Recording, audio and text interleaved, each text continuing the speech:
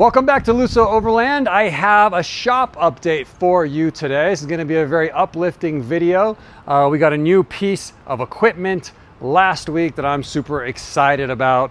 And well, the reason why I finally bit the bullet and got this is because of this car right here. For the last 6 years, I have been daily driving Volkswagen turbo diesels. This is a 2014 Passat TDI. Before this, I had a 2012 Jetta Sportwagen TDI, and I love Volkswagen turbo diesels. They're great do-it-all cars every day. You know I love my Monteros, but I also love my turbo diesels. So these cars are really annoying to work on. Not only because they're German and everything is over-engineered, but just because of how low to the ground they are. And they also have like really weird jack points that are just kind of a nightmare with the traditional floor jack or scissor jack or bottle jack. Like, they're just really annoying. And so of course, I was working on it a few months ago. I had to replace an engine mount, and then there's a pendulum mount underneath the engine that I need to replace. And I was like, I'm not doing this on the ground. I've been working on the ground for 15 years.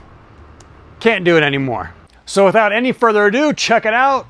Got a 2-post lift. Specifically, this is an Atlas brand 9,000 pound 2-post lift with the overhead beam rather than the connecting beam going on the floor. These ones with the overhead beam, I think they're a little stronger, a little safer. And if you have the ceiling height for it, I think it's the way to go. Specifically, this was the model number I think is 9000 KOH, I believe. I'll put it in the description because I think this lift, I think you could actually buy it on Amazon. Now, I did not buy it on Amazon because I didn't want to deal with the installation myself, even though honestly, it's pretty straightforward. But just because of like liability and everything, I wanted to have it professionally installed. So I looked all around, and in Northern Arizona, there was no companies selling lifts, installing lifts, servicing lifts. I had to reach out to a company in Phoenix, which is like 100 miles away, and they sold me the lift, brought it up, installed it, and here we are. That all took place last week, and I shot some footage of right after, as soon as they had just finished installing the lift, and my first time taking a vehicle up it. So let's roll that beautiful bean footage now. All right, here we go.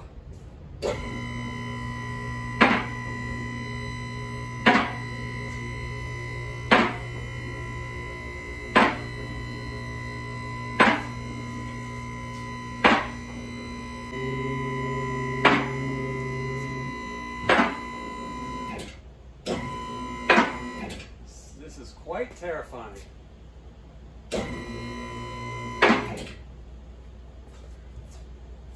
Kind of want to see if the shutoff bar will work. It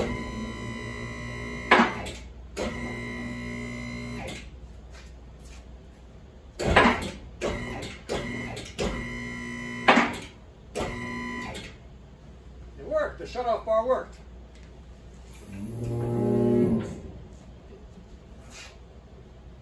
Okay. We have a lift. I'm still kind of terrified, especially with a truck. Definitely will put a jack stand, like a tall jack stand, underneath the rear hitch. With something this long. This is the longest thing I'll probably ever lift on here. You know, it's mostly gonna be Monteros, shorter wheelbase than this, but yeah, I don't know.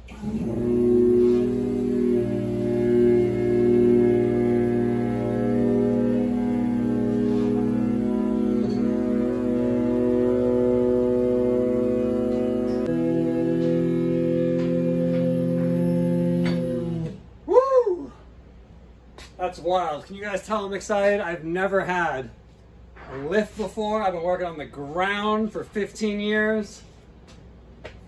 I can't believe it. I am insanely excited. Dang. Crazy day for Lusso Overland.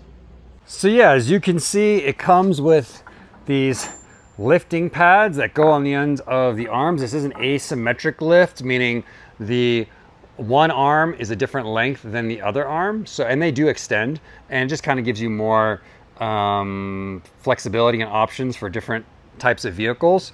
You know, whether you have a long truck or a short car, these arms can get better access to the frame and get the center of gravity set up better. And anyways, it also comes with all these different like adapters, 2 different height adapters. There's a short one, here's a big one that you can put on the end of the arm. You've also got lift pads like this that can go on the actual arm itself. And like I said, all this stuff can slide out. So here you can see how the post attaches to the concrete.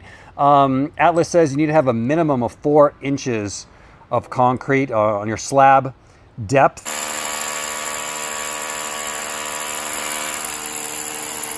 And we had much more than that. So I feel pretty good about this anchor setup, which are these 5.5 inch expanding anchors.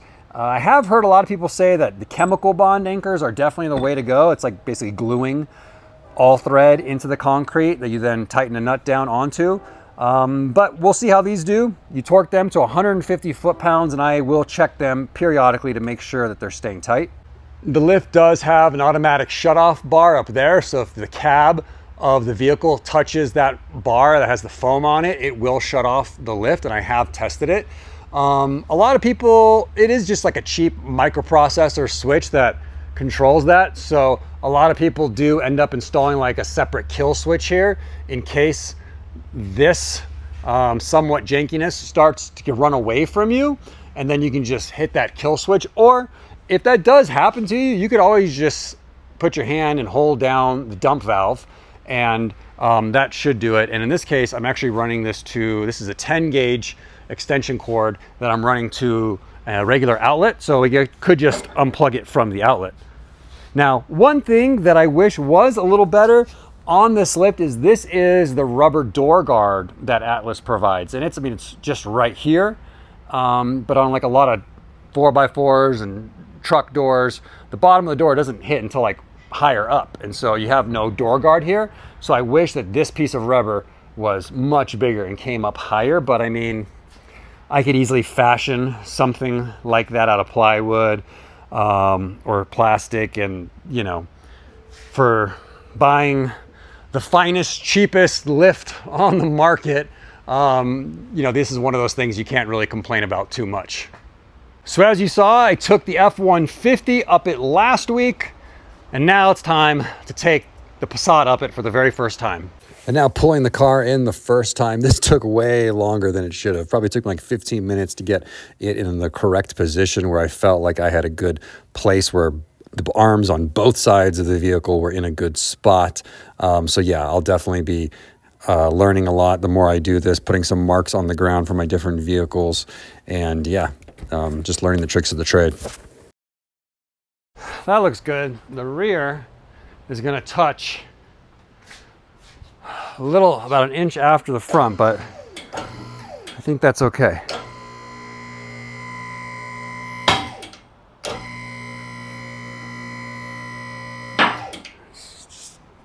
Okay, so lift that up a little bit, push on the bumper, up and down, make sure it's not going anywhere. You want to make sure that your center of gravity is good when it's only a few inches off the ground, not when it's 6 feet up in the air. Yep, this is looking good. And I'll show you guys underneath what the lift pads look like. Okay, now remember, I've never had a 2-post lift before. So I'm kind of freaked out. I kind of don't know what I'm doing. I'm trying my best to be safe, but you know, I'll take all the advice I can get. So seasoned mechanics out there, after you take a look at my handiwork, yeah, definitely let me know what you think.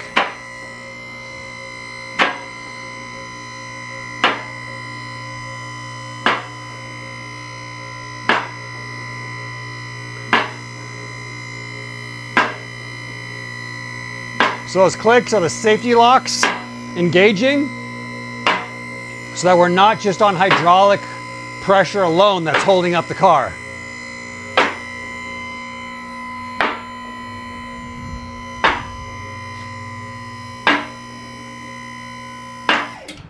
So now to put it on the safety lock, you come down. Right there we are. And we're safe. So let me show you where I put the stands. And you can let me know if this is right or wrong. So right under here, we have the reinforcement jacking spot on the pinch weld. Comes down a little bit. So I couldn't use the normal pad just because the length of this arm was so long. So I had to use this guy that just sits on top.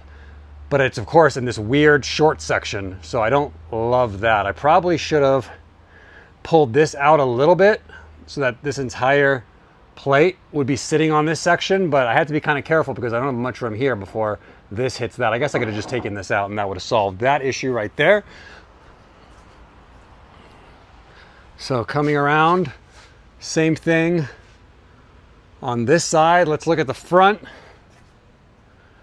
And that's where I had a short adapter onto that same reinforced spot on the pinch weld. So I think that's good. Like I said, I did the bumper shake on it, but again, if you guys got tips, definitely let me know. So check it out. You can see I've got the skid plate off, and the straw that broke the camel's back was that I need to replace this pendulum, AKA dog bone mount. So I'm gonna replace that as well as that bushing in there.